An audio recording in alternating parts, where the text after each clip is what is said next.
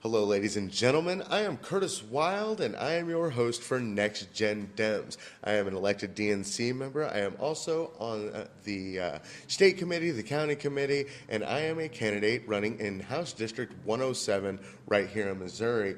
I am here today with Katy Geppert, and she is running for Congress in the 3rd Congressional District. Katy, say hi. Hi, everybody. Let's hear a little bit more about you. Let's hear about your background. I hear you're a scientist. Tell me about that. I am. I have a master's degree and a bachelor's degree in chemistry. My master's came from St. Louis University, and my bachelor's came from Quincy University in Quincy, Illinois. So shout out to any Hawks out there listening, and Billikens as well. And Pelicans. And Billikens, yes. Billikens. Yes, go Bills. What is a billiken? It is like a...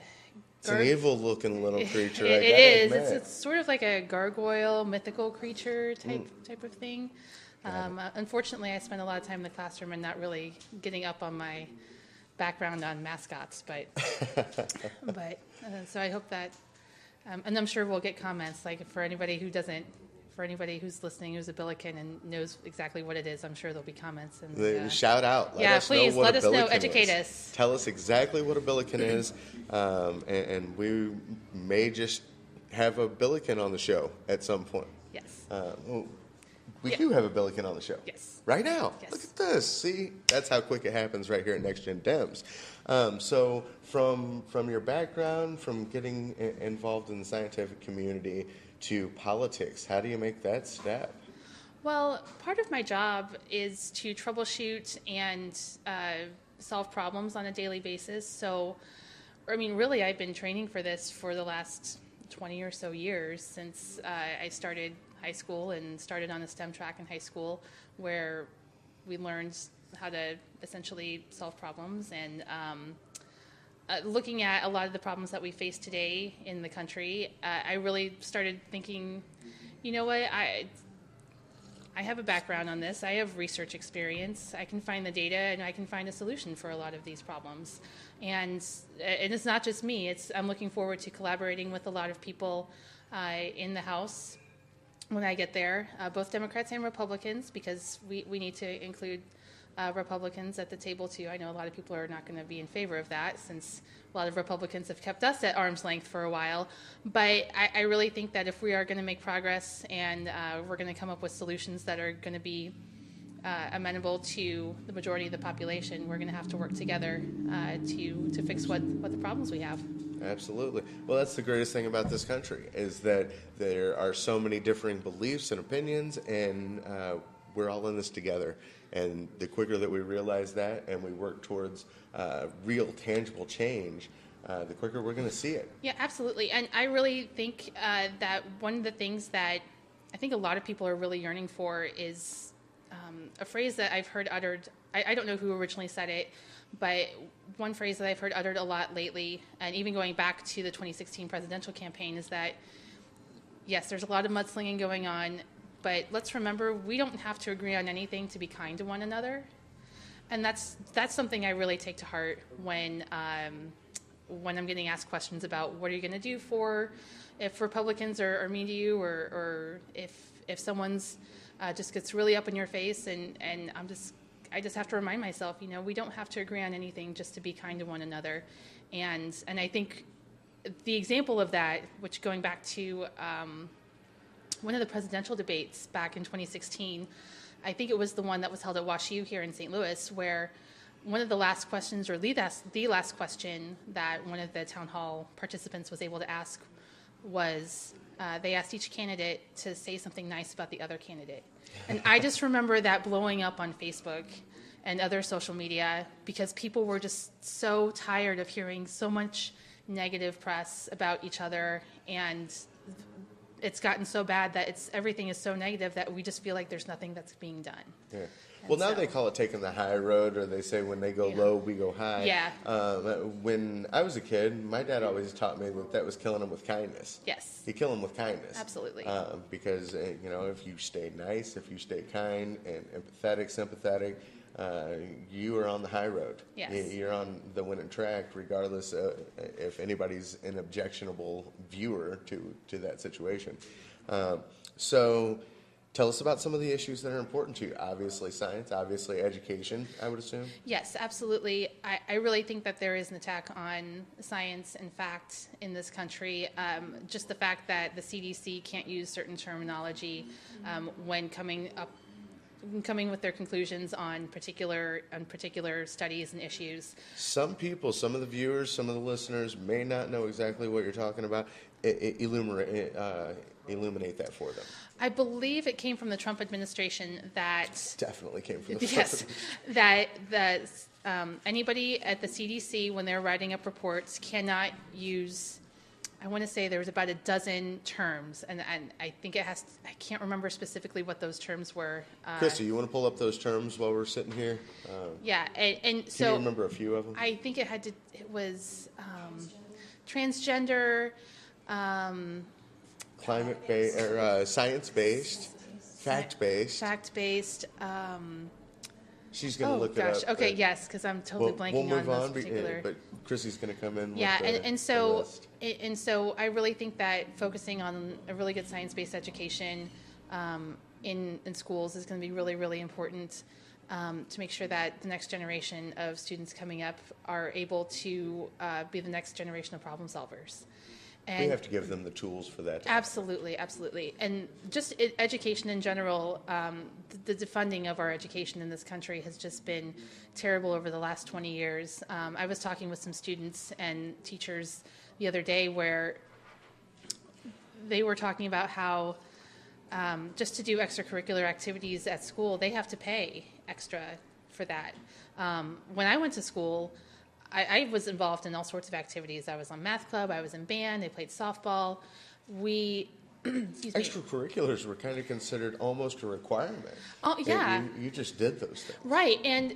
But I don't ever remember having to pay anything to join a club or anything like that. I mean, I remember sometimes we fundraised because we wanted to do something a little extra that wasn't necessarily always in the budget. A field trip. Yeah, but that was something that if it was outside of the budget, yes, you were expected to do that. But just the general planned activities for school or for any extracurricular activities, that was usually budgeted within the district. And I've been told that a lot of districts, they have the money to send students to whatever activity it is on the bus, but they don't have the money to have the buses bring them back to the school. So they're basically requiring the parents to come pick them up from wherever it is that they're attending and or participating in, and so they only pay for half a field trip. Sometimes like that, yeah. And so it's stuff like that that really gets me. That I want to make sure that we really do have we're properly funding our education so that the kids have the opportunities that I had. I mean, my life was very enriched by all of the activities that I was able to participate in. Yeah. Well, tell us a little bit about your early life and. Sure. Yeah. So I grew up in rural / sort of suburban Illinois, southern Illinois. I grew up in Bond County, Illinois. So not everybody knows exactly where that is, but if you take Highway 70 East into Illinois, it's about 40 miles. Into Illinois, Greenville, Illinois, Pocahontas. Gotcha. Millersburg was the name of the town. So you weren't too far from, is it Blue Sky Cafe, home of the Mile High Pies? Oh, yeah. Oh, yeah. Yeah, I see that billboard all the time. And I don't remember it actually being, I think it was a Stuckey's for a long time when I was still living there. But yeah, the Blue Sky Cafe is definitely still there, Mile High Pies. And they're actually only about 6 or 8 inches, but it's enough. It's plenty. Yes. But today we are broadcasting, we're recording live during business hours at Rendezvous Cafe and Wine Bar right here at 217 South Main Street. They've got phenomenal wine, they've got phenomenal coffee, and awesome hot chocolate, some great food and all that good stuff. But we are right in the process of making a mess here. If you were watching the video, you just saw me splash my coffee all over the place trying to get this list from my wife on the things that is not allowed to be said, the things that are not allowed to be said now. from the CDC. The Center of Disease Control and Prevention can no longer use the terms vulnerable, entitlement, diversity, transgender, fetus, evidence-based, or science-based. They can no longer use those terms. So that's absolutely appalling. It is appalling because in my training as a scientist, we have rules and regulations based around how you perform experiments, and basically they're considered ethics. So there are rules around that. But when you are the one who is coming up with the conclusions and writing your reports, that's completely within your right as a scientist to make sure that you are representing the data the best way that you possibly can. And when you start restricting the type of terminology that you're able to use, you're not going to be able to. What happened to the First Amendment? Oh, Shouldn't you? I know. Come on now. Well, it's the government restricting another government entity. It's in a way, government entity that is solely based to protect us. The Center for Disease Control and Prevention. And their First Amendment is being limited, plain and simple.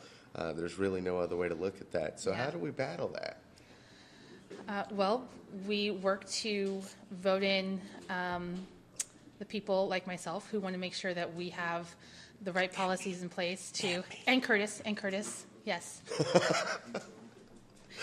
to make sure that there are policies in place that we're there to support those departments in our government that are there to benefit the people. So, and make sure that they're properly funded so that they have the right amount of staff to, like when we have like Zika, like when Zika started to show. I mean, we knew about it down in South America and Central America, but when we started to see it in the United States, a lot of people I don't think were really truly prepared for that.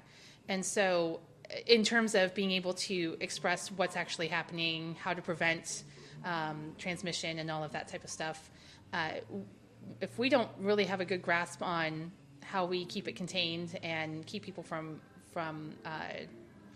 contracting it, thank you, then the CDC is not really doing their job, and maybe they're not doing their job because they just don't have the staff to do the research. So I think it's really important. And that comes back to money too. It comes back to money too. So now these money issues are affecting our scientific community. They're affecting our educational system. What do we do to get more money back into the American people's hands? Obviously, giving away $1.4 trillion was a complete flop. We gave it away to multinational corporations and billionaires. And so far, nobody out here that I've been talking to has seen that show up in their checks. As a matter of fact, some people are actually getting paid less now. Right. So I just checked actually my paycheck this morning, and while I noticed that my taxes went down, the amount I'm actually paying towards the federal government, my Missouri income tax went up a little bit, but also just my take-home pay was decreased as well. So I'm not really seeing the benefits from that tax plan that the Republicans were touting. But I also think one way that we can that we can start properly funding our education system and other government entities that really need proper funding to do their job effectively is to raise the wage. We really have to start at least with the $12 an hour minimum wage. I know a lot of people are pushing for 15. And the 12 seems to have teeth, and we'll take whatever we can get at this moment. Seriously, and I think 15 is certainly a noble goal to work for. But whatever kind of a minimum wage. Do you realize that if we stayed indexed to productivity and inflation, that minimum wage would be about $21.74 an hour right now? Close to $22 an hour is what minimum wage should be if it had went up with everything else. Yes, and so that's why it's so important that if we need to start raising the minimum wage, and that will help push for all wages to grow, as well as pushing and fighting for everyone to be able to collectively bargain and be represented by a union. Because the more money that people make, even if the percentage of taxes that they pay doesn't go up, there's still overall, that's more money that's going to be thrown into the economy, and go to the tax base is just going to grow, and People don't we'll have. understand. Some people don't understand how unions help that, but they don't understand when you say things like "rising tides raise all boats." The unions are the rising tide. Yes. If they can negotiate more money, there's going to be more money for everyone, and wages underneath them, and even non-union jobs will go up. Yes, because then the non-union types of jobs and the non-union employers realize, oh, well, we better start paying our non-union employees a more competitive wage, so Or that they're we can, gonna go to the or union. they're going to go to the union. So, so that's been a historical trend that we've seen over the years. But then with the decline in a lot of the unions, where a lot of the larger corporations are busting the unions, that's when we start seeing the wage stagnation. And that's exactly why they bust the unions, in Yes. order to take the collective power away from the people. Yes. There's no other real way to look at it. Oh, yeah. And we have to start putting more collective bargaining power in the back in the hands of the employees. There's no Absolutely. doubt in my mind. So what are some of the industries of the future that you see coming up that are going to create those jobs and going to create good pay, livable wage, and a great place for unions to thrive?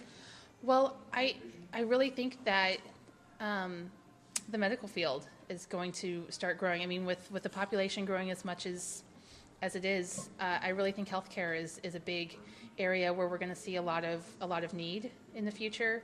And I really think that if we can figure out service union, like the Service Employees International Union, if they can, Shout out, what's up? yes, if we can figure out how to work with them. They're actually having a big issue, and I'd like to throw a quick shout out for them. They're standing up against the Christian Church Home, or Christian Care Home. In Ferguson, yeah. In Ferguson. And if anybody's listening or watching, if you can get out there and stand with the Service Employees International Union against union busting, and stand for the working man and the working people of Missouri, please do so, because they're out there every day.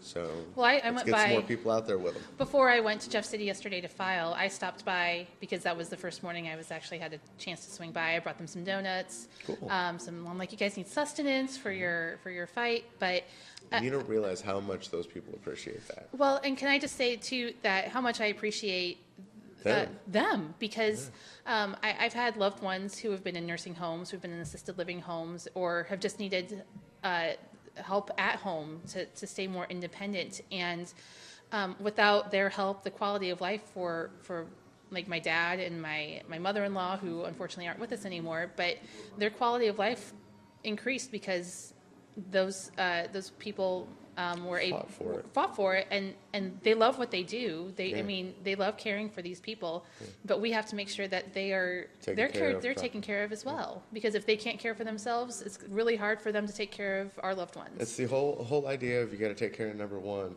or number one can't take care of everybody else. Exactly. You have to take care of yourself, or there's not a whole lot you can do for other people. And that's exactly what we have to do with these employees. We have to make sure that they're well taken care of, they've got good pay, good benefits, and then they'll be able to successfully take care of other people. But with that, are you involved in a union? No, I have never actually had a position where I've been able to actually join a union. See, I'm not either. I am not involved in the union, and I think there's something to be said about people who are not union members, union dues-paying members, that are fighting for the betterment of the unions. Because a lot of people have asked me, you're not in a union, why are you so pro-union? And it boils down to a real simple fact for me. It's if everybody else has more money, they can afford my services. That's my selfish little dark secret, is that I want everyone to have more money, and I know that the power is in the hands of the people, and unions provide that.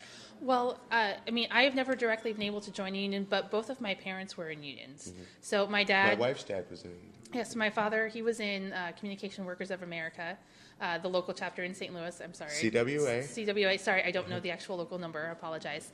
But we'll shout out to Joe Klentz. Yes. And my mom is a retired teacher. She was part of Missouri NEA. And so I just looked to those two examples of how much the fact that they were in unions, they had steady income, they had steady jobs, and how that contributed to the fact that I was able to have a pretty much a happy, stable childhood. And so that afforded me a pretty decent middle class upbringing where I was able to go to halfway decent public school. I didn't have to work until I was really like 18. I should have worked. I still don't understand why my parents didn't, like, the second I turned 16, didn't make me get a job. But my first job was at 14 detasseling corn. Yeah, so I started working when I was 18, and other than doing, babysitting jobs or helping right, but it's not full time, and helping the neighbors out with doing like raking leaves and cleaning the house and stuff like that. But it wasn't a You were steady. doing the typical white girl thing, experiencing your white privilege. Yes, exactly. Yeah. And so that's one of the reasons why I'm really in favor of unions, because I know that I wouldn't have had such a good start if my parents had not been able to have those, like I said, steady income and stable jobs. Yeah. And I really did learn the value of unions when back in January of 2016, I was laid off from my job. I was 8.5 months pregnant. Ooh, and no good. Yeah, and it was a lot. It's amazing how people are willing to do that. Yeah, well, it was a very large layoff within the company, so I kind of got looped in with all of those. 70% of my department got let go.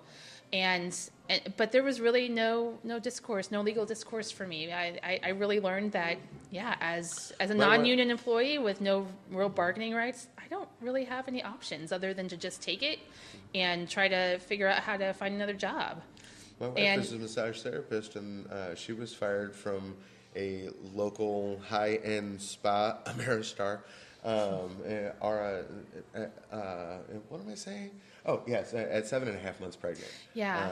And they tried to play it off like there was another reason, but I think we all knew the reason. Yeah, well, with my situation, it was going to be really hard to prove, because at least my direct manager was very flexible and amenable to whatever it is I needed during my pregnancy. But yeah, just the fact that once I was let go. So he played enough nice guy to get away with it. When it came down, and the hammer fell. Oh yeah, and he was trying to help me as much as he could. Afterwards, he's like, I don't have a whole lot of power, but if you need me for whatever you need me for, reference or anything that I can do to help you try to navigate what your benefits still are, what your options still are, just let me know.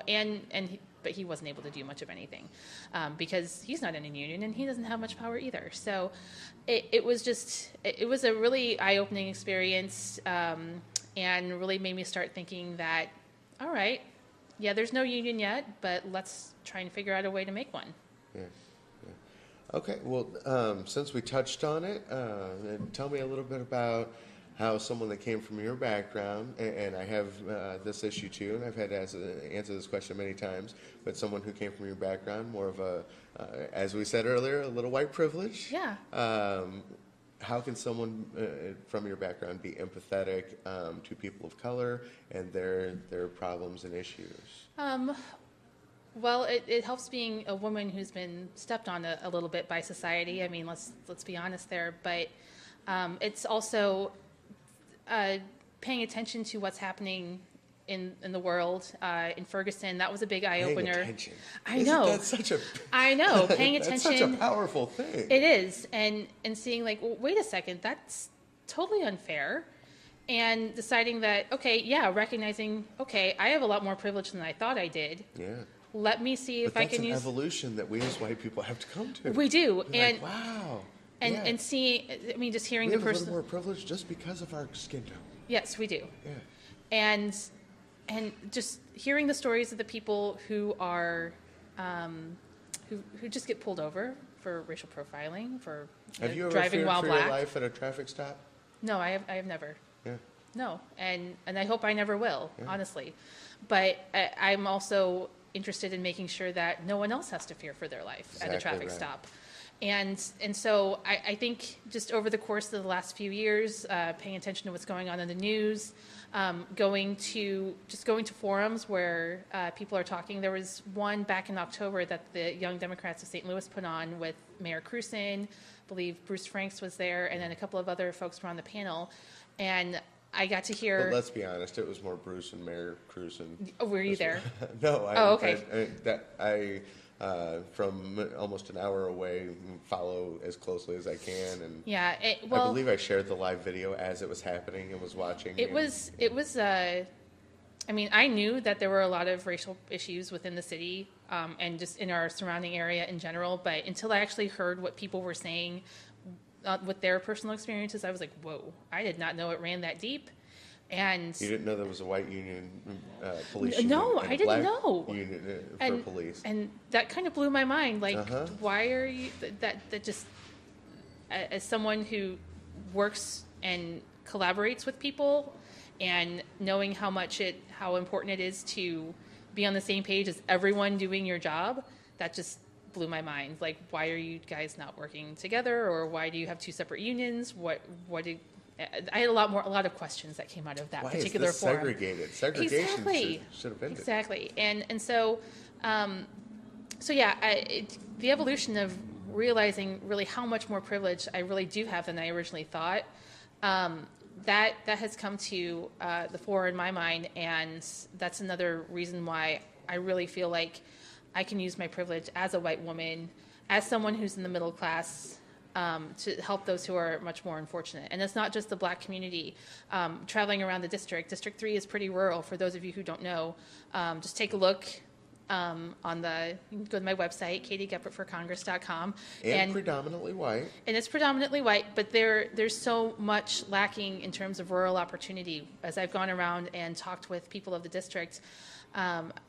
Opportunity. I think you just hit a really important word, because that is what connects rural and urban. It is, and a lot of people don't really even see how those things are, but we're lacking opportunities. We're lacking opportunities in rural areas. We're lacking opportunities in urban areas. And because of this, good things are not coming out of it. Right. And it circles back to education in that regard. I really think that it does, because as I was talking with a lot of the people, or where was I? On Monday, I went to Lynn, Missouri to talk with the Osage County Democrats.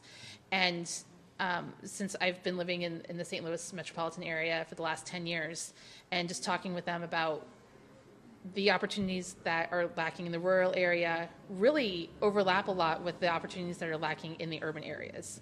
So, and a lot of that has to do with education. And a lot of it has to do with education. And if you look at in the rural areas, there are 14 school districts in the state of Missouri that only attend 4 days a week. And there are 3 of those in District 3. We talked about that on the big super episode that we did, the impromptu episode in Jefferson City, because we had Brian Strubig on the show, we had Derek Nowlin and Sarah Hinkle, and they're all very aware of what's going on in the rural. And that episode will come out after this one. We also had your opponent, John Keeney, on there. He will be your primary opponent. Right. But I will put this episode out before I put that episode out, because, John, you said ladies first, and that's how I'm going to do it. All right. So, but going back to the whole education thing, I was listening to Brian Strubig talk. The 4 days a week thing. Yeah, I was listening to Brian Strubig talk about having to have a conversation with his daughter that no parent needs to have, and that was, you're going off to college, you have the opportunity to get out of this rural town where there's no opportunity, so don't come home. And to me, as a parent, that broke my heart. Yeah. Because I always want my daughter to feel like she can come home, just to visit with me, but also that come home and make a life for yourself. Yeah. And that, like I said, it breaks my heart as a parent when you're a parent, you're doing the best that you can in the area where you live, but there's not much opportunity for your children to come back and thrive as well. And how can we build communities like that? How can we build long-lasting communities, tight-knit communities, when we're having to have a hard talk with our children and saying, there is nothing left here for you. Please don't come back. Go make a life for yourself. How do we improve that? I mean, the only thing you can really, that I can really think of, is we've got to get more funding into those places and be able to have the industries of the future start coming back to Missouri? Yes, so I think there's a couple of ways, and we already touched on education, because a well-educated, well-trained workforce is a huge, huge attraction for the larger companies. Yeah. Whether it's manufacturing or IT or healthcare. They like healthy people too. Yes, they like healthy people as well. Another issue that I know that Missouri has specifically is infrastructure. Like, that's great if we're going to manufacture all of these goods and services, but if we don't have good roads or good railways or good waterways to transport them to market, that's going to be an issue too. And I can tell you right now, every place that I've worked, one of the biggest decisions in terms of relocating or opening a new plant or doing anything has to do with transportation. Yeah, infrastructure, location. And how far are you from different ports? How far are you from different harbors and different locations where and what kind of items will be coming exactly, and what kind of like broadband internet access? How can you communicate with other parts of the world? Because if all you're getting is satellite internet into a small little town in Marys County, Missouri, Marys County, Missouri is not going to get a whole lot of infrastructure or in industry if we don't make sure that they have the infrastructure built up in order to make it so. When I was visiting, like I said earlier this week, I was at the Osage County Democrat meeting in Lynn, Missouri. That's where the State Technical Institute of Missouri is.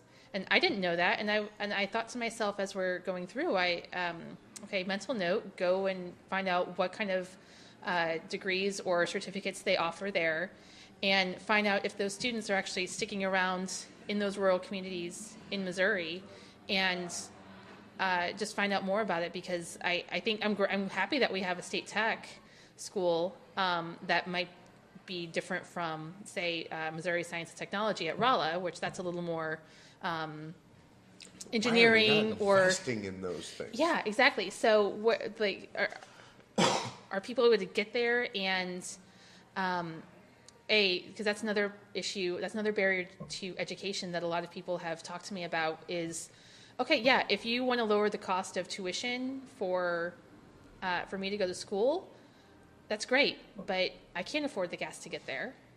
Or childcare. It's like, that's great. I'm a parent. I have a 2-year-old, and I can't afford to go to school 3 days a week because there's no affordable childcare for my kids. Yeah. And so I think that's another way to, when we start looking at better ways to fund education, we have to absolutely consider, okay, how much money, we're not just talking about tuition and making sure that the lights stay on in the buildings. Do people have proper access to transportation, whether it's, do we send a shuttle bus around the county, or do we offer gas cards for those who have cars or have their own transportation? And then also, we need to have a child care center on site at a lot of our community colleges, technical colleges, so that every one of them. So that every parent who wants to have a better future for them and their kids has the opportunity to just say, okay, I'm going to go to class for an hour. I just need someone to watch my kid. Yeah. So. Yeah, and be able to go there and know that their kid is safe. Let's kind of segue into safety in schools with Parkland not being too far on our past. Yeah. Where do you stand on the Second Amendment debate? Where do you stand on mentally ill people getting guns? So let me first just say I am not a gun owner. I think the only time I've ever shot a gun was a BB gun. So let me just say I'm certainly no expert on the terminology, although I was talking with Brian Strubig and another person about where do I go to become better educated, and I definitely am planning on taking a gun course offered from the Missouri Department of Conservation. So I'm looking forward to taking that so I can better educate myself on what exactly is the terminology that the news keeps talking about. Like I keep hearing people say, well, there's no such thing as a real assault rifle, and going back and forth. I'm like, okay, well, why do you say that? Like, because we have people talking about machine guns and assault rifles and trying to figure out all that terminology. So I'm trying to do a better job of educating myself on those issues. If a rifle is used for assault, it becomes an assault rifle. Okay. As far as I'm concerned, I mean, that's Webster's dictionary. Sure, absolutely. And so if you are a responsible gun owner, if you take care. But I don't know that we should outlaw all quote unquote assault rifles. Where do you feel on that? Well, I think that if you're a responsible gun owner, you should be able to keep your gun regardless of what type of gun it is. Okay? But I think we need to make sure we have proper background checks in place, and even like a cool down period. Maybe that's something that's been floated around is you have to, if you go to buy a gun, you have to prove that you have a background check, and then 72-hour waiting period before you can go back and buy that gun. And that, I think right there is in order to make sure that you're not making a rash decision. Like you're not really upset, you're not angry with someone that you want to go buy that gun and go do harm for that person. So I think that's a good step in the right direction, because if we do that, that's going to combat a lot of the mentally ill. That's going to combat somebody who may be angry, going to buy a gun specifically to do malice and mayhem.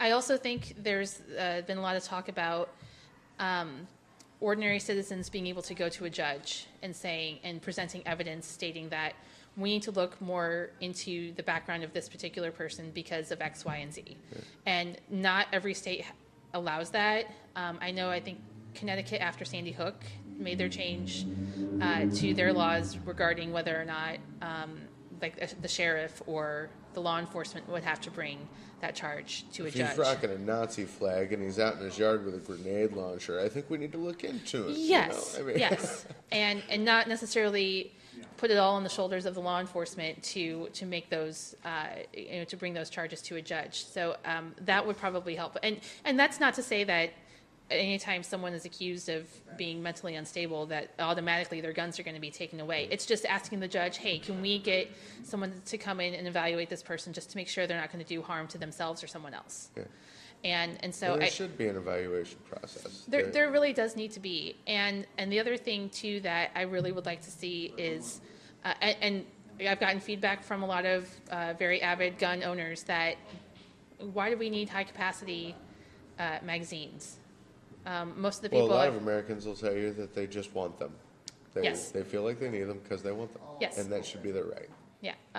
Sorry, I don't agree with that. What do you think about the well-regulated militia part of the Second Amendment that most people that really support it seem to ignore? Yeah. If I really have feel like if that's the part that maybe you believe in, then maybe you should join the Army. Yeah. So if I do want to clarify something I said earlier. Sure. It's not by my definition of assault weapon. I don't think that all assault weapons should be made illegal because I've got a pretty wide definition of assault weapon if it's a weapon that's used as an assault. So I wanted to clear that up. In a day and age where these things are such a hot button issue, you got to be very precise. Well, exactly, and that's one of the reasons why I am working to make sure I have a better understanding of terminology and I'm up on my and that's gun the only rights thing that most knowledge, voters can ask of you is to try, if you don't know about an issue, to try to educate yourself on the issue and have a draw a well-educated opinion. And I think as a scientist, that's probably something that you do naturally. Yes. Am I right? Yes. Thank God for Google. Agreed. Seriously, because Agreed. and you do have to run that like BS filter sometimes on some of the websites that you get because a lot of times the first thing that comes up, it's like, what? You got to research the author. Exactly. You've got to see other stories that they've done. You've got to see if the story's been debunked. Almost everything I Google again after the fact and put debunked by it. Yeah. Because I want to know what the other side's got to say. Yeah. And I think it's good quality as far as being bipartisan in a legislature type of situation, is to just look up both sides of the situation. Well, and even more so in this era of quote-unquote fake news, where people are putting so much crap out on Facebook and social media and just trying to boost their website on Google. Clickbaits. Oh, gosh, yeah. And some of them I get sucked in on. I've fallen for and then some I'm of just them like, wait a too, second, and it's tough. don't share. Don't share this yet, okay? think about it for like a couple of days before you share it. So, but you know what? With so much information going out there, people can't really hold it against you. But what they can do is hold you accountable. Yeah. So if something is BS, I expect all of my followers, all of my friends, to let me know, and then I act upon that. You know? Oh yeah, I absolutely agree. I misspoke talking to a group down in Washington, and someone corrected me like right away, and I was like, "Thank you, sorry, I didn't realize I had misspoken." Did someone say mankind? And Justin Trudeau broke in with, we call it people kind now. Just asking.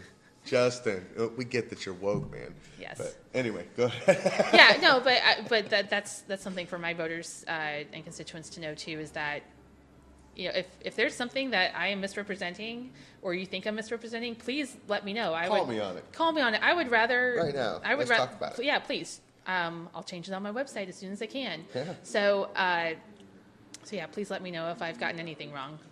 I think that may be the difference in parties at this point. There's a lot of people coming in. That's why we're doing this show, Next Gen Dems, is because there's a lot of new people coming in that want to be called on their BS. Mm-hmm. They want to be proven wrong if they are wrong. They want to be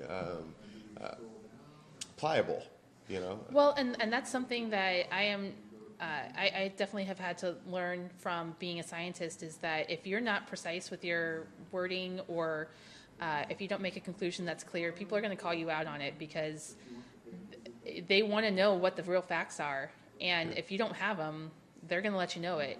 And so that has made me very, sometimes a little more cautious than I probably needed to be in terms of stating things, because I've just been taught, like, if you really don't know the answer to that, don't guess. Yeah. Just admit it. Like, just say, you know, I don't know. I'm going to try and find out, and I will get back to you. Exactly. That is the really important point. That's probably the biggest lesson I've learned as a scientist, because I think growing up, and probably a lot of people in our generation, where we're too afraid to say I don't know, because there was no way to go back and kind of redeem yourself. Exactly. Yeah. How did we research things that when it came down to it when we were younger, we had to just deal with I don't know. Yeah. Now you can find out the information, but back then we had to go to the library. We had to, Encyclopedia Britannica was our friend, mm-hmm. And that was how we were able to settle arguments.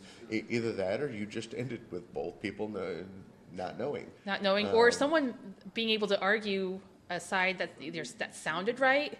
Yeah. And so if you were a really good persuasive speaker that could argue a case, even if you didn't have the research to back it up, a lot of people would end up just believing you. Imagine if we had a Trump presidency and didn't have the internet to fact check. Oh my gosh. We would not know how many times he lies every day. Yes. It's 5.9 on average. Do we know how many times Sarah Huckabee Sanders has lied for him, or lies for him during a press conference? I'm pretty sure it's close. Okay. And she's much better at it, in my estimation, than Spicy, mm-hmm. Sean Spicer. Because he was a little more entertaining, just because you could see he could see him breaking into a sweat when he knew that something was. She's cool, calm, and collective. She is powder dry, man. She's got a southern bite to her, mm-hmm. you know, and I recognize that because I've got a lot of family members in the South, and they definitely got that southern bite to them. Mm-hmm. But she's got it on a whole nother level. It seems like she's got a little southern bite, a little Trumpism going on, a whole lot of Trumpism mm-hmm. going on. Mm-hmm. But it really is almost. And this sounds bad, and I don't mean it as a good thing, but it's almost like watching an artist work. It is. Because it is really beautiful how she spins those things. And beautiful in the absolute worst possible way.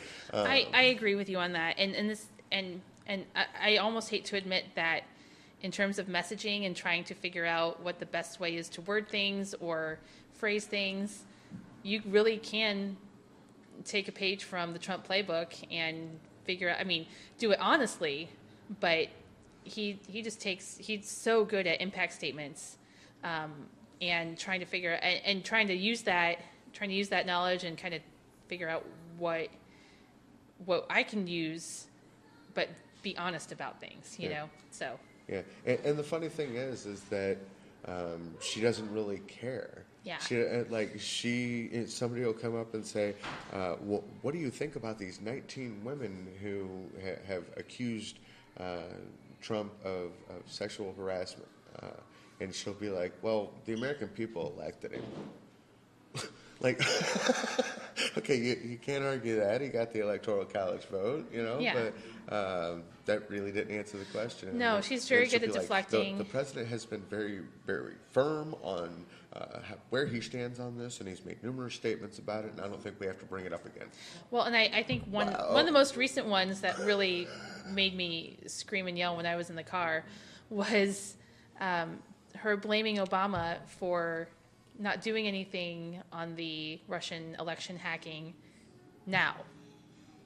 Like, she's like, well, he's to blame for all of this. And it's like, well, you're in charge now, so what are you going to do about it now? Yeah, but what she's not mentioning is that Obama did tell Trump about the Russian election hacking, about the Russian involvement, whatever is going to come out of that. He did tell him. Yeah. And Trump did nothing. Mm-hmm. And my question is, why exactly did Trump do nothing when he found out about it from his predecessor? And I think we all know the answer to that.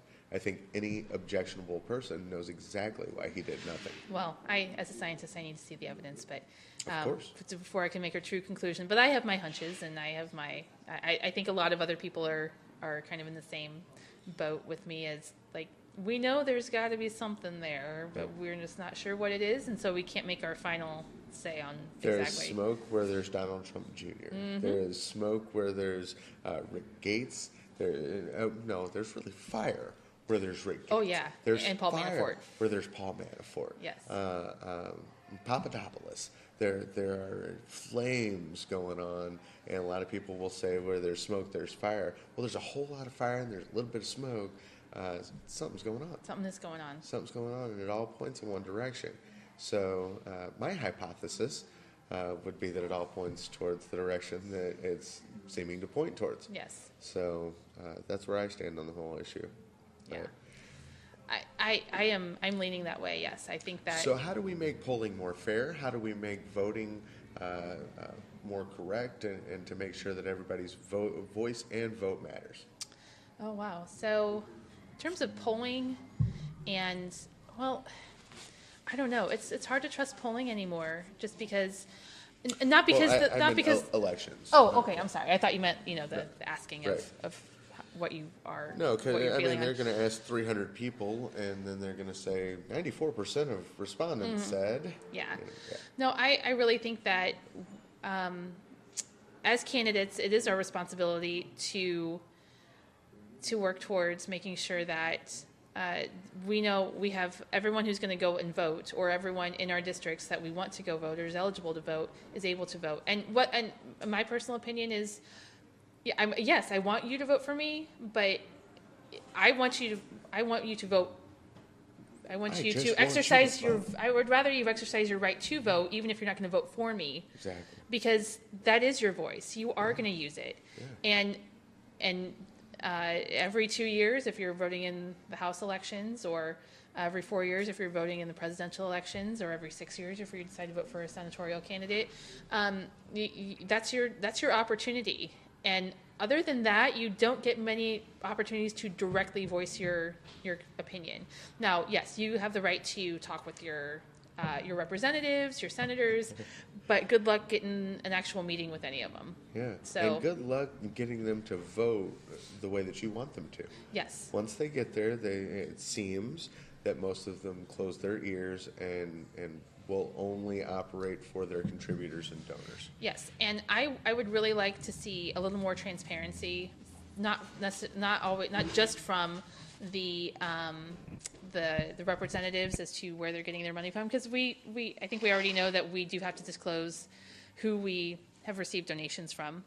Yes. But if we receive it from a PAC, I would like people to be able to go to the PAC and see who has actually donated to that PAC. Yeah, me too. Because I think on opensecrets.org, you have to really dig in order to see that. Yeah. Because I have friends who have donated to Fraternity Sorority PAC, and you can find that on there, but it's but you can only search by the individual. You can't necessarily go and type in whatever Such and pack, such pack, such and such pack, where did all and your money then come from? see every single donor you've had for this donation cycle. Yeah, and I know that you didn't run last election cycle, but in 2016 there were a couple billionaires, Republican billionaires, that were pushing through things like right to work, things like against prevailing wage, and David Humphreys, Rex Stinkfield. I think it was Stinkfield lovingly. Did you say Stinkfield? I think it was Stinkfield lovingly. I think his actual name is Stinkfield. Anyway, so we had a couple billionaires that were pumping money into state legislator races and governor races, and they were able to give unlimited amounts of money, and they were even able to funnel it like in 2016, other candidates could give other candidates money. Yeah. So they were able to have people like my opponent say, I never took any Humphreys or Sinkfield money. But I got it directly from this person who got it But he got 20 candidates to give him thousands of dollars, and those candidates did take that money. Yes. You know? And so but what they're doing is this year, because they've made it to where they can't give unlimited donations, they've made it to where they're creating multiple PACs, and those PACs are funneling that same money to those same candidates. So like my opponent, for instance, he got 48 donors, 38 of them were PACs. Yeah. 38 of them were PACs. And the 10 were lobbyists and lawyers, and his brother-in-law, Robert Cornejo, who's another representative. Yeah, and I really think his that... committee account didn't give it to him. He gave it to him personally. Yeah, I really think the transparency, we have to open it up to see who's donating to these PACs. And sure, yeah, if you want to donate, if you want to create a dozen PACs and put in however much money you want to put in, okay, sure. But we have to know what that is. Or we have to know where that money's coming from. Yes, we need to know where that money's coming from. And there's no real way around that. People have to know who is influencing them, because... So who is influencing Blaine Luetkemeyer? Well, he's a multimillionaire himself. Oh my gosh, who isn't? Right? Who isn't influencing Blaine Luetkemeyer? He gets a lot of money from corporate PACs. I went and checked on his last report. I wish I had the numbers in front of me, but there are very few individuals on his FEC report. But overall, in his career as a congressman, I believe he was elected in 2008 or 2010. I can't remember specifically what year he started. Okay. He has taken almost $40,000 from the NRA. And I'm guessing he's not giving any of that back, even after the tragedy in Parkland. Wow. So who are some of his other donors that stuck out to you? Oh, off the top of my head, I wish we can get Chrissy to look that up. But cause it has been a couple of weeks since I actually looked at his report. But I've been waiting for 20 minutes for Chrissy to even look up. I'd love another cup of coffee. That would be phenomenal. Doing research. I'm sorry. All right. But I do know that he gets a lot of support from the financial industry. Please and thank you. He gets a lot of support from the financial industry. And why does that happen? Because he is a banker himself, who happens to be on the finance committee. Yeah. So that seems like a conflict of interest. It is a conflict of interest, and I would really like to find out more about what his role is on the finance committee, so that I know specifically. Okay, are you drawing up a legislation that's there to basically help your bank and your banker friends? Well, it seems with just that tax cut recently that's exactly what's happening. Yeah. Well, he was on... it's amazing that banks can get bailed out, but they won't even fathom things like tuition forgiveness and things of that sort. Right, and mortgage interest deductions and all that stuff, yeah. And if your parents have debt, they die, it falls on you. But they don't want a death tax. Yes. But poor people, you're just doomed. You're doomed, saddled with your parents' debt. Yes. Or your spouse. I mean, even worse, it could be spouse. So it'd be terrible. But that was, where was I going with this with Luetkemeyer? his banker friends. Yeah, his banker friends. His position on the finance committee. Oh, yeah. So I have not seen any legislation from him regarding action when it came to the 2008 banking crisis, mortgage crisis, or anything like that. Just to even investigate to find out what banks did. He never put forth any type of legislation to help solve that problem. And that's really disturbing to me. If you're on the finance committee and you're a banker, wouldn't you want everything that you do to be out in the open and saying like I am working for the best interest of A, my constituents, and B, for anyone who wants to have faith in their banks and their bankers.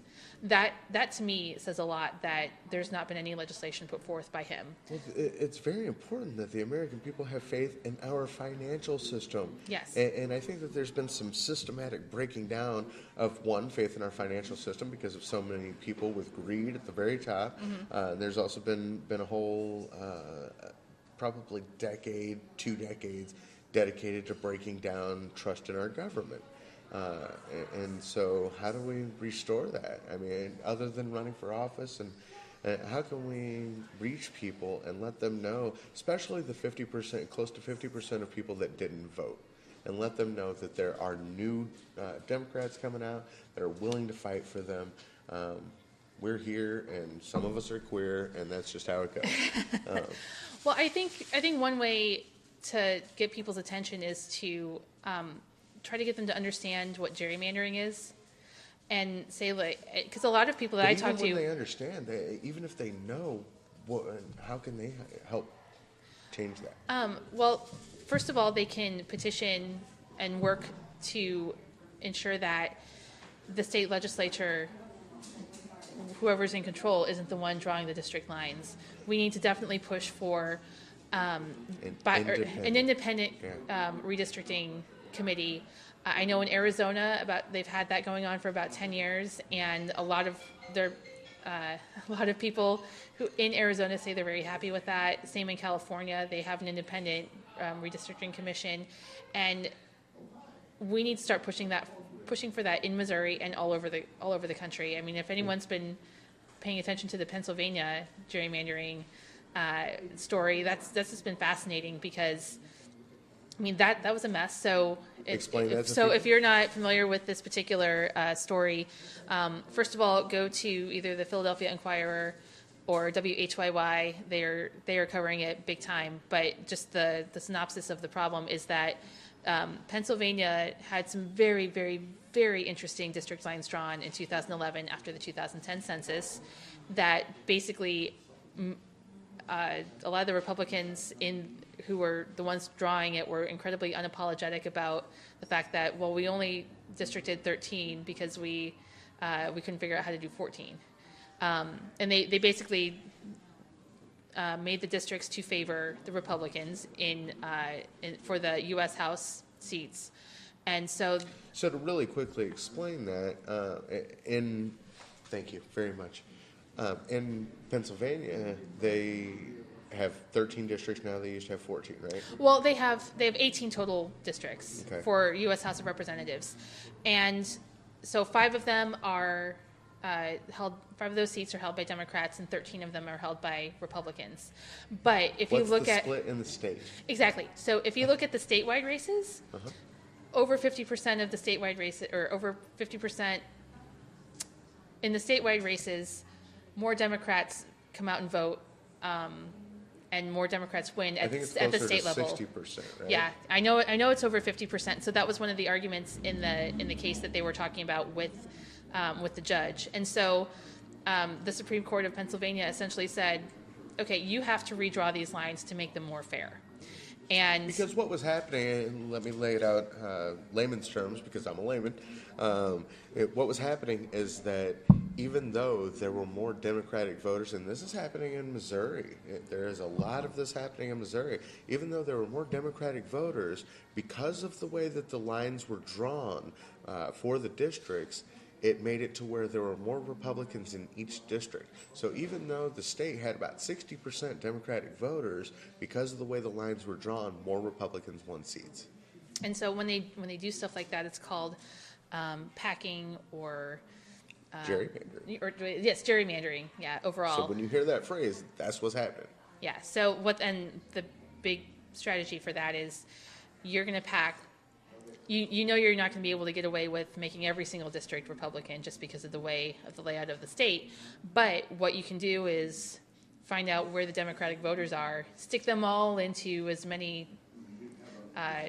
Stick as many of those voters into one district as you can, and so essentially And you're then the rest of the districts. and then the rest of the districts you put in the majority Republicans, or you figure out how to say, okay, there's some Democrats here, we can there's a cluster of Democrats here, we're gonna cut them down in half and have one half of them in District A and the other half in District B, and then that way you're cutting off the Democratic voice for a particular district. So to bring that to Missouri, it's like the GOP majority in Jeff City saying, we'll give you St. Louis, we'll give you Kansas City, and maybe a little bit of Columbia. We're taking the rest. Mm-hmm. That's essentially what happened. Isn't it interesting how that's absolutely what happened? Well, take a look at my website, KatyGeppertForCongress.com. Yes, let's hit some plugs. How can they contribute? How can they get involved? Tell us. So I have a nice new fresh website that we launched today, KatyGeppertForCongress.com, and that's KatyGeppert for Congress.com. And if you go there, one of the links on the page will take you to a district map of District 3 in Missouri, and you can see how it cuts out any part of St. Louis County, how it cuts out any part of Rolla, any part of Columbia. So basically, in terms of trying to cut out any type of liberal influence within this district, it's gone. Yeah. But what's interesting is that you can go around here and there are a whole lot of Democrats. They may not have gotten out to vote in 2016, and we're going to need you in 2018. Mm-hmm. But there are a whole lot of Democrats around this area, so we need to find them. Yes, we do. We need to mobilize. We need to organize. And that's exactly what we're going to do. Yes, we may not be able to outspend the Republicans, but we can outwork them. We can outwork them. That's exactly right. Because we are the next generation. We are. We are the youth. We have the energy. And that's why we are using this as a sounding board and a megaphone and a microphone for the next generation of Democrats here on Next Gen Dems. We are broadcasting from Rendezvous Cafe and Wine Bar. It is during the day. It is during business hours. It is bustling. Everything's going on outside. I'm sure you've seen plenty of awesome vehicles. Rendezvous Cafe and Wine Bar is right here at 217 South Main Street, O'Fallon, Missouri. And I am here with Katy Geppert, running for District 3. For the U.S. House of Representatives, yes. Absolutely. I'm very she's excited. running for Congress, ladies and gentlemen. Kind of a big deal around here. Kind of a big deal. How's your race going? Are you getting a lot of energy? Are you getting a lot of volunteers? And I have gotten a lot of requests for information on how people can canvass for me, how people can donate. And again, if you go to my website, KatyGeppertForCongress.com, the donate page is active. Just click on donate. It'll take you to actblue.com, and you can make a donation. Any donation really is great, but if everybody listening, and I know Curtis gets a lot of listeners, you get at least, 1,000 likes? The last episode got close to 2,000, and then I think our lowest episode was the first one, I believe, and that's close to 400 or so. So if everybody listening went to my website and donated $100, that would be, if we're looking at average of maybe 2,000. Let's say if we get 1,000 viewers, they donate $100. You know, 100,000, that's right? $100,000, and that would be a huge jolt to my campaign, because we, as pretty much any candidate's going to tell you, one of the most expensive things that comes to a campaign is postage. Yeah. If I wanted to send, I did the math. If I want to send a mailer out to every registered voter in my district, it's going to cost about $70,000 in postage. Wow. Yeah. Wow. And that's just postcard stamps. It's not like actual, I think we're postage is up to 50 cents this year, 51 cents, something like that. 51 cents, I believe. Yeah, that's not counting regular postage. That's just postcard stamps. Yeah. So postage is a huge dollar suck, but Walk pieces. yes, just to print, and just for those out there, if you're wondering, yes, I use union printers for everything that I do, cards, As well, I palm think mailers. all Democrats should. Yes, yeah. Well, you're not going to be taken seriously as a Democrat if you don't have the union bug on your Well, on if any you of don't your, have the union bug, you're not really there for the unions. No. So why should they be there for you? exactly. You know? Yes, so I'm there. And that's their mindset, and they will tell you that. Oh yeah, Yeah. yeah, and they're As well they should. well, because I mean, their jobs and their livelihood is really under jeopardy. Yeah. Or it's under attack right now, and so they take it very seriously. If you want an endorsement, then you've got to show that you're going to go out and work for them. Absolutely. You got to walk those lines. You got to walk the walk. And I think that's what a lot of people started direly missing within Democrats, is that so many of them got complacent and got comfortable, that they wouldn't go out there and walk a picket line, Yeah. that they wouldn't go out there and support people where they needed to support people. And I think that's the difference, is that the next generation of Democrats, people that I'm going to have right here on Next Gen Dems, cheap plug, are going to be out there walking the walk. Yes. They are going to be out there, following through on what they say they're going to do. And I think people are starting to recognize that. I really think that our generation is going to be the generation of activists. Well, it's turning into that. Yeah. It's turning into that. And unfortunately, it's because it had to be that way. Activists are stepping up and running for office. People who just had enough. I wouldn't have called myself an activist before all this, but it came a point where enough was enough, and I knew that it was time for a change, and you become an activist. You become an activist because you start walking the walk, and you start really being there for the people who need you there for them, and standing alongside people that not everybody's standing alongside, and people that need support. So I think that people are starting to recognize that, and they're going to start coming around. Well, and back to your point about privilege, using our privilege that we have to make sure that the people who may not have our privilege still have the same opportunity that we are able to Yeah, get. and I was going to touch on that earlier. We need more people in the middle class. We need more people in the upper class. And imagine the power of a guy who's a millionaire coming out there and protesting water being polluted, or going out there and protesting jobs being lost, or healthcare being lost. He's not there because he has to be. He's there because he wants to be. Yes. And we need more people like that. We need, and there are some celebrities that get out there and get involved. Alyssa Milano, the guy who played the Incredible Hulk. What's his name? Mark Ruffalo? Mark Ruffalo. Mark Ruffalo is awesome for that. He's turned into an activist. It may have been well before he was a celebrity. But there are so many people that are getting out there, getting involved. Even Kimmel. Kimmel is starting to use his show as a sounding board, because a lot of people that finance the shows that you see, a lot of the talk shows and a lot of the news, aren't too happy about people trying to talk out against them. And there's certain people like Kimmel that is not afraid. Right. So we need more people. And like for that, I mean, I've never been a huge fan of Jimmy Kimmel, but ever since he I started... always thought he was kind of a Fallon knockoff. But A little bit, yeah. I mean, I never really appreciated him from The Man Show necessarily. The Man but Show, yeah. Yeah. Like, that's what I was like, the guy when I first heard he got a late show, I was like, the guy from The Man Show? Well, I Why remember- didn't they give it to the other guy? Adam Carolla? Adam Carolla. I was like, Adam Carolla seemed like he was much more of a host, and Jimmy Kimmel seemed like he was much more of a sidekick. Well, Kimmel had the experience doing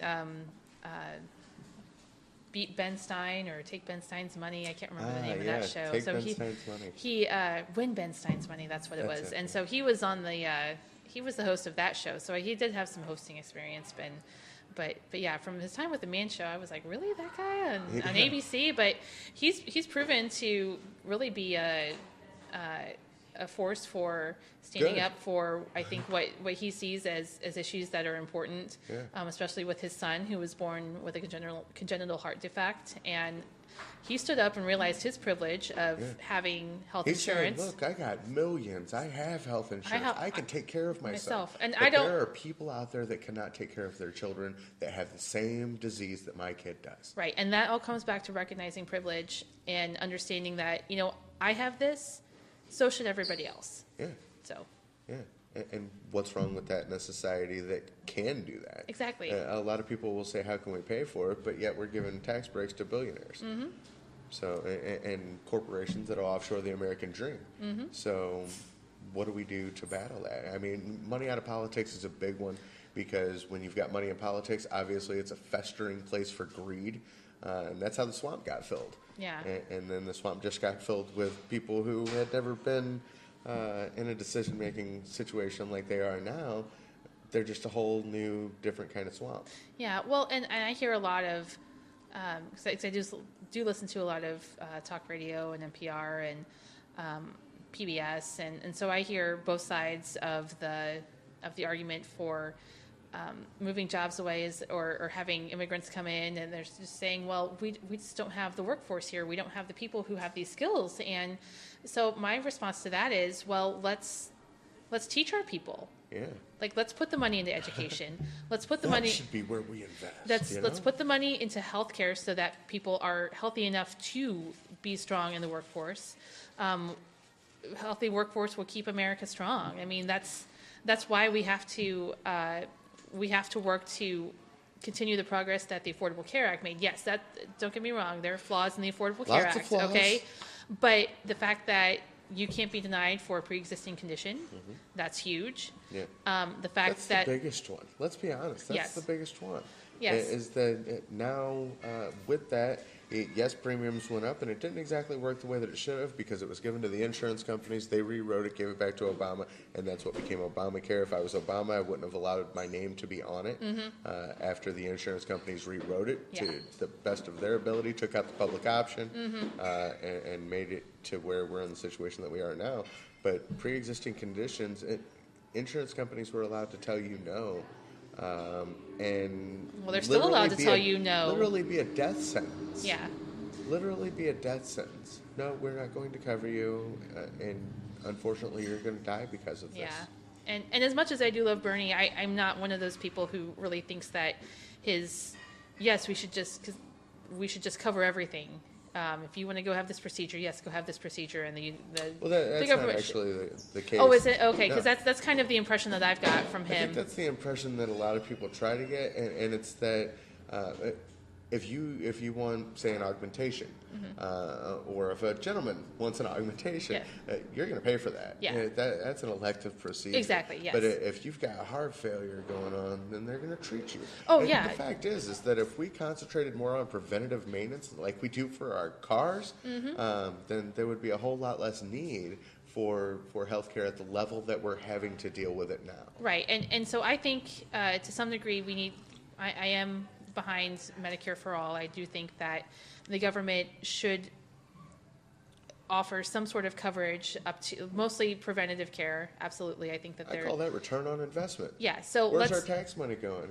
Our roads and bridges are falling apart, and we still can't cover people for basic preventative maintenance. Yeah, and so I think that if we work to make sure that if you don't have, maybe you can afford supplemental insurance to take care of maybe some of the more expensive things, or if you get into a car accident or something like that, and there are going to be costs for the rest of your life or something like that. Let's work on making sure that people can find affordable supplemental insurance that will cover more of the surprises in life. Let's put it that way, I guess. But at the baseline, I really think that yes, if we want to have a healthy workforce, a healthy student populace, we need to have the government cover the basic medical checkups, basic preventative care. See, what I was saying in 2016 when I was hitting the doors was we need to invest in healthcare, we need to invest in education, because a healthy, educated society is a powerful thing. And that's exactly what they're trying to fight right now. They don't want people to be heavily educated, because people who are heavily educated stand up for themselves. They don't want people to be in great health, because that's not going to help the pharmaceutical industry. So there are a whole lot of issues that are arising, again, due to greed, that we're not taking care of our populace, and we're not investing in our population And like I said, return on investment. Instead of giving $1.4 trillion to billionaires and multinational corporations that are offshoring the American dream, we need to invest it in healthcare and education and make sure that we have the most healthy, educated society that we possibly can. Because when that happens, we're going to have innovation. We're going to be breeding Einsteins like they're coming off a conveyor belt. Exactly. And then there's also going back to the whole tax issue of if we have more people in the workforce getting paid living wages, we don't have to raise taxes. We're just going to have, it's going to naturally happen that more money is going to go into the coffers just because if you're making $10 an hour and you pay 10% you pay 10% tax, that's $1 in taxes per hour that you work. If you make $15 an hour and you're still making 10%, that's $1.50. So you're making more money, and more money is going into your pocket, and then there's still more money going into the taxes. Yeah, and you look at it where we're in a situation where people can't buy things. People can't buy things, but the fact is that millionaires, people that have a lot of money, hoard their money. They save it. Yes. And they're able to because they don't have to spend a lot because they already have their $1 million mansion and their yacht. Right. They've already got their employees and their cook and their cleaner and all these things. But when poor people, when people that live in abject poverty have more money, they spend 110% of that money. We spend beyond our means. Yes. We are Americans. We get that.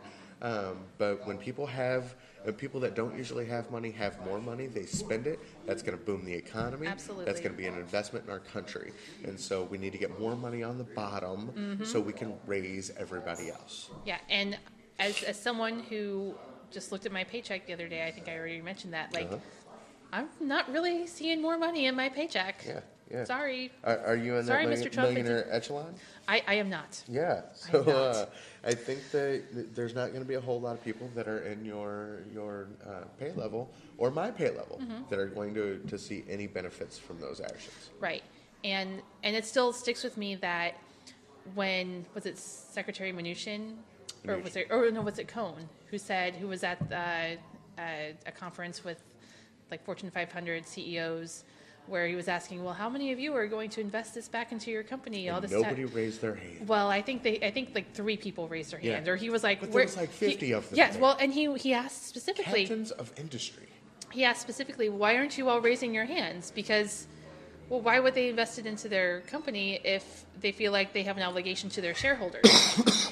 Because in my experience, and what That's the problem. and what I'm seeing with Their a lot of obligation is their their shareholders. obligations, their shareholders, their obligation is not their employees. And how many people without in their the 99% are shareholders? yeah, Not a whole lot. Not a whole lot. I mean, more than some people might.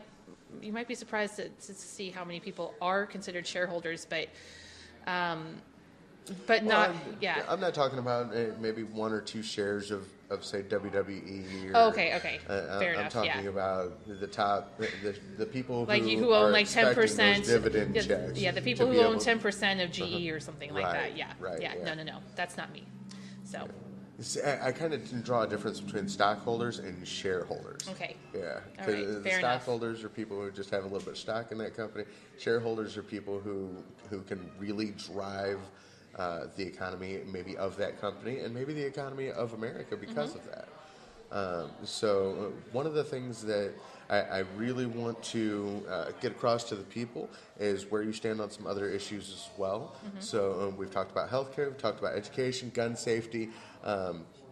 Where do you stand on legalization, cannabis? Where do you stand on medicinal? Absolutely. For medicinal, I definitely think we need to legalize it across the nation.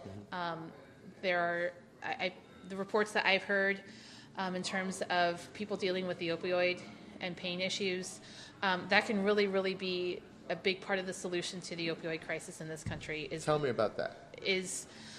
Well, if we legalize medical marijuana, you're not going to have to be on OxyContin or fentanyl or morphine, which we know can be addictive. They're not addictive for everybody, but they're addictive for certain people.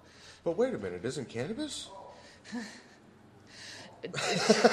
I don't think there's. Not with the. I mean, if some people may be addicted, but it's not as deadly as opioids. I mean, I think it's more of a habit than an addiction for yeah, a lot of people. yeah. Like a lot of people are social smokers or social drinkers. I think a lot of people who are cannabis users are. I guess if you want to call it social, I don't know if that would be the best way to describe. What about those dangerous cannabis drivers? Yeah. We're just going back to reefer madness days here sometimes, you know. So when I hear people talk about like, oh, we can't do this, we can't do that with cannabis because of X, Y, and Z, and I was like, that wasn't that debunked like years ago, and so I just. But it was debunked by places that weren't on purpose, weren't considered legitimate sources. Exactly. Because they were delegitimized for saying something that didn't agree with the status quo, that didn't agree with the establishment or pharmaceutical industries. And now people are starting to say, look, so many other countries are doing these studies. At the time, I believe we only had like one university that was studying cannabis when I first got involved, which was 10 years ago. I started to see that we needed to legalize. We're an agriculture state. If we legalize, we're going to introduce 2 new cash crops. And then we've got a boom for our farming industry. And our farmers are going to absolutely love that. Well, and if we're talking about different crops, I'm absolutely up for legalizing industrial hemp. Yeah. So I think that's. I think they just voted on that yesterday. Oh, did they? And Okay. they're going to start doing that. But that's kind of a gimme. That's kind of a gimme because you look back in history, and I used to tell people all the time, and I still do, you know, our covered wagons that colonized the West were covered in hemp. The Nina, the Pinta, the Santa Maria sailed over. Yep. They were, you know, sailing over with hemp. Yes. Hemp sails, rope. Yeah. You know, all the ropes on all of those ships were hemp. Yes. Clothing. In World War II, they had, you know, hemp for victory.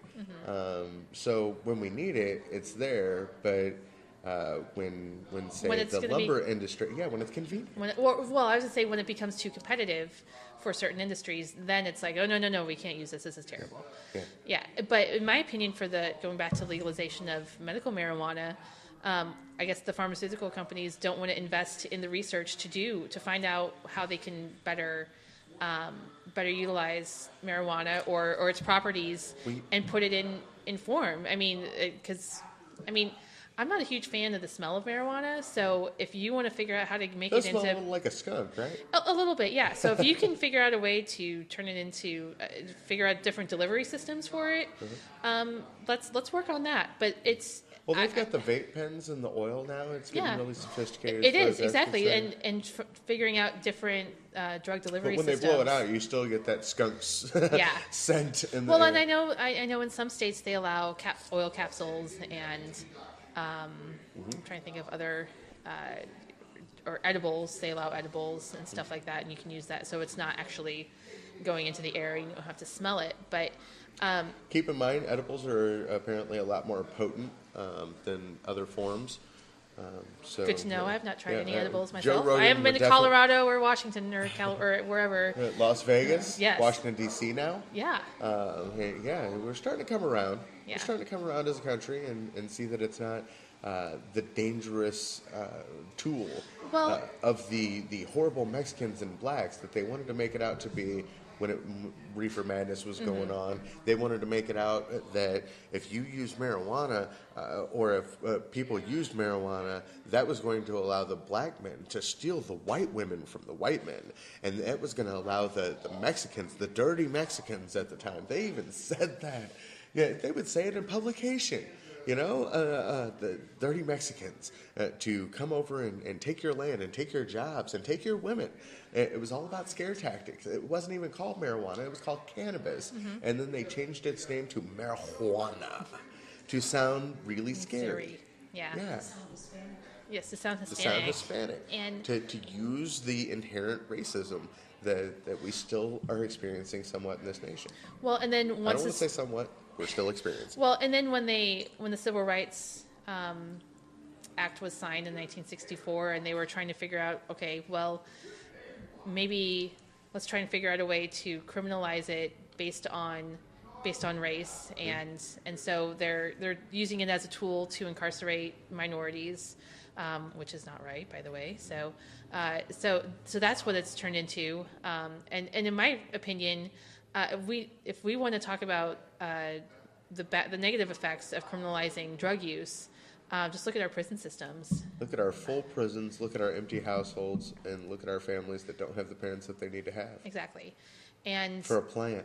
Right. And I think if we want to really work on... I do want to touch, I mentioned that it's a plant. That's why the pharmaceutical, you were talking about the pharmaceutical, that's why the pharmaceutical industry is not interested in legalizing it, because you can grow it on the side of the road. Mm-hmm. It is a weed. Yes. And it can grow in most conditions on the planet. Yes. So that's why because you can grow it in your bathtub, you can grow it in a closet. That's why they don't want to legalize it. Right. Yeah. Yeah, it's too easy to access for the regular folk, while a lot of the and synthetic they won't drugs... be able to control it. Right, and because the FDA controls it, there's all sorts of Department of Transportation that controls other ingredients that go into a lot of pharmaceuticals, so it's... And I think that there should be some controls. Don't get me wrong. Cannabis, I think if there we should can, definitely be controls we can get there to and where regulate we at it least and list the ingredients and exactly how much, say, THC or CBD that you're taking in. You know? Yes, I'm not for just all free-for-all or anything with legalizing medical marijuana, but yeah. You have to list the ingredients on a pack of cigarettes, right? Or a bottle of alcohol. Yep. I don't know about a pack of cigarettes. They used to. Okay. I don't smoke, so I don't know. I think that they may have done away with it. But a bottle of alcohol, you're definitely going to have an ingredients list on the back of that. Yeah. You know? Yeah, but back to the whole criminalization, decriminalization, I think we could take a look at what Portugal's been doing. I think they decriminalized somewhere in the mid-90s a lot of what's considered hard drugs, and their drug addiction issues and problems and incarcerations have dropped dramatically. Yeah, because they went from an incarceration system to a treatment system. Exactly. Yeah. And if we really want to work to make sure that our prisons aren't overflowing, if we want to make sure that someone who, they've had a bad couple of years and they're not the best at coping with things and they turn to drugs and, they've got a problem now, let's not throw them in prison. Let's help them overcome the problem. Right. And the problem, the obstacle we have to deal with that are the people who own the prisons and the shareholders of the prisons. Yes. Because they want those prisons to be full because they make money off of that. Yeah.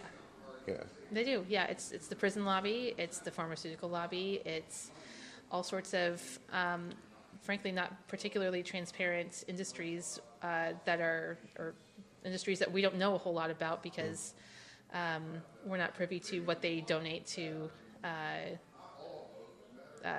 the representatives that we have. And like we said, there are many dark channels into how people can give money. So, but now there's actually judges that are going to prison because it was proven that they were taking payoffs to get more people in those prisons. They were taking payoffs from the prison to get more people in those prisons. So they were just throwing the book at people for little to no criminal activity and throwing them in prison. And then the judge was getting paid for that. And now he's going to go to prison. So that's quite nice. But how many? But sad. If that's one. But sad. I mean, let's think even about if it's it. 5, it's probably happening by the thousands. Yeah, but let's think about that. I mean, yes, it's nice that we've kind of uncovered that, but it's sad to think that to some degree our judicial system is not working for us. That's right. That's a little bit scary. But and so maybe we need a few more checks and balances in those regards to make sure that we need a whole lot more checks and balances, and I think that we need less laws for arbitrary things for nonviolent crimes. We need to stop trying to incarcerate as many people as we can, but that goes to the education to incarceration pipeline. They want this to happen. They have designed this to happen. Yeah. So how do we get around that? How do we nip that in the bud? I think we touched on it earlier, opportunities. Well, I know that in the city of St. Louis, they have pretty good summer work programs for students. So I would like to see more programs for that. And I think most of those programs, and someone's going to correct me if I'm wrong here, I'm sure, that the city offers jobs through through like the Parks Department or forestry or something like that, where you're not making a ton of money over the summer as a 16-year-old, but you at least have the opportunity to have your hands busy with something else, as opposed to maybe sitting around or just being out of your house and you get caught up in something that you shouldn't get caught up in. When I was their age, we used to go creek walking, and then we'd find somewhere to maybe vandalize or cause a little disruption. Yeah, and so I really we need think something to do with our idle hands. Exactly. Yes, and so I think there's a lot of opportunity for at the local level to really make sure that those opportunities are around and funded and publicized so that people actually know about them. And I think one of the things that I really like about the program in the city of St. Louis is that